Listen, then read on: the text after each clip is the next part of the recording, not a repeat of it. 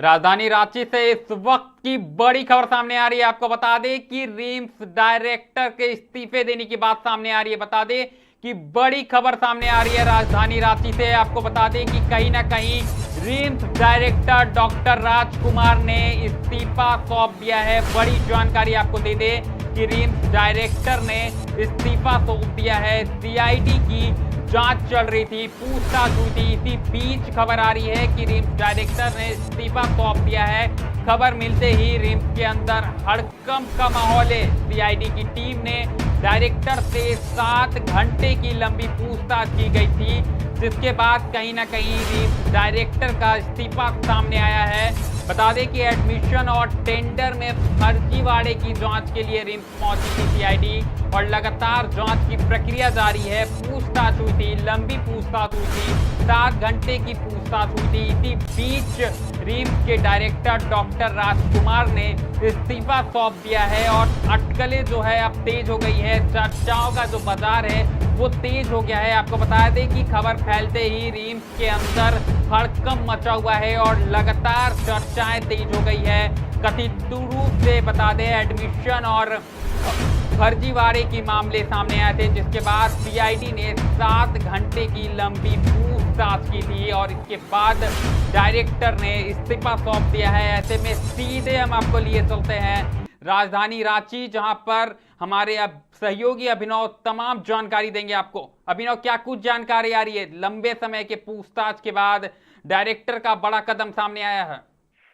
देखिए, बड़ी खबर सामने निकल कर आ रही है अनुपम। और जो रिम्स के डायरेक्टर डॉक्टर राजकुमार ने इस्तीफा दे दिया है।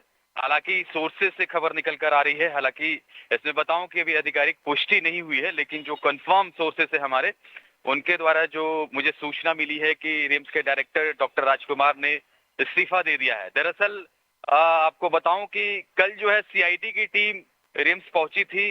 सीआईडी को ये सूचना मिली थी कि जो नामांकन की प्रक्रिया होती है, उसमें जो छात्रों का जो प्रमाण पत्र होता है, वो कहीं ना कहीं फर्जी पाए गए हैं। दूसरी बात, जो टेंडर की प्रक्रिया होती है, उसमें कहीं ना कहीं गड़बड़ी पाई गई है। तो इन दोनों मसलों को लेकर जो है सीआईडी की टीम रिम्स पहुंची थी और कई दस्तावेजों को खंगाला था वहां पर, और कई घंटों तक जो सीआईडी की टीम वहां पर थी।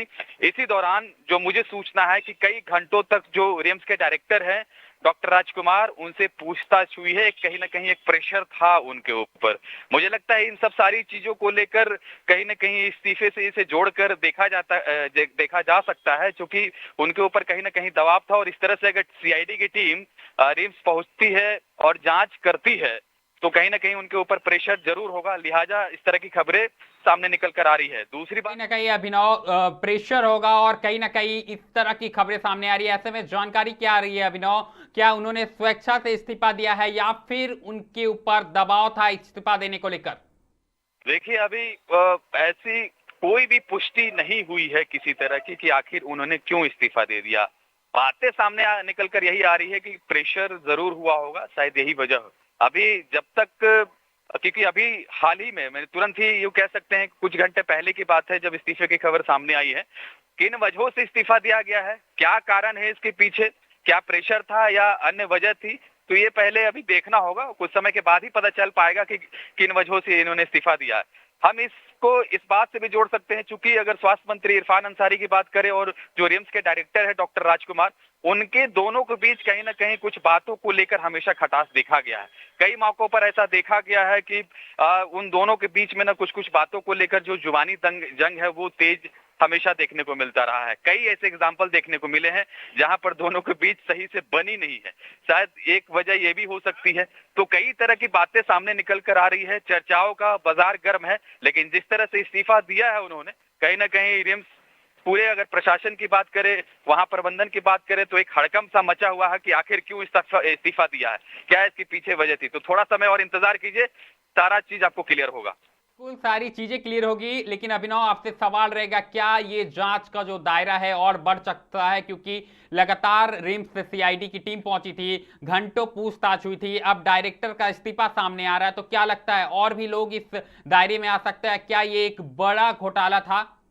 हाँ बिल्कुल, अभी तो फिलहाल सीआईडी जांच कर रही है, अभी जी। दस्तावेज जुटाने में लगी हुई है। जिस तरह से मैंने आपको पहले भी बताया कि जो नामांकन की प्रक्रिया होती है, जो एमबीबीएस के कई ऐसे छात्र हैं जो नामांकन लेते हैं, उनका जो प्रमाण पत्र होता है वो फर्जी पाया गया है। और मुझे जो जानकारी है कि 1 साल बीत गए हैं। अब बताइए, उन छात्रों का 1 साल बीत गया है और अब इस तरह से छापा पड़ रहा है, तो उन छात्रों का भी क्या होगा? तो तमाम तरह की बातें हैं।